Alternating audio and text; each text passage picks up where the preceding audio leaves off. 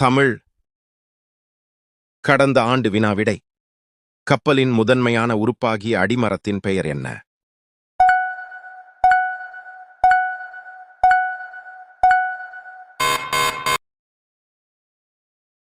கப்பலை நிலையாக ஓரிடத்தில் நிறுத்தி வைக்க உதவும் உறுப்பு.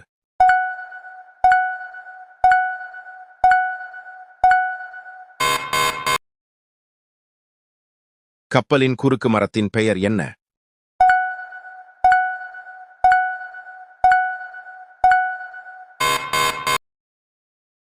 கப்பலில் பயன்படுத்தப்படும் ஒரு கருவியாக கப்பல் சாத்திரம் குறிப்பிடுவது.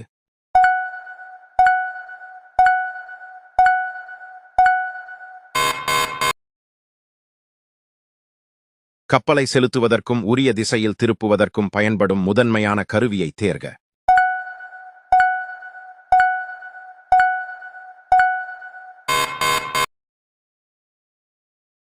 இதிலிருந்து 5 கேள்விகளுக்கு நீங்க எத்தனை கேள்வி சரியாக பதில் சொன்னீங்கன்னு கமெண்ட் பண்ணுங்க.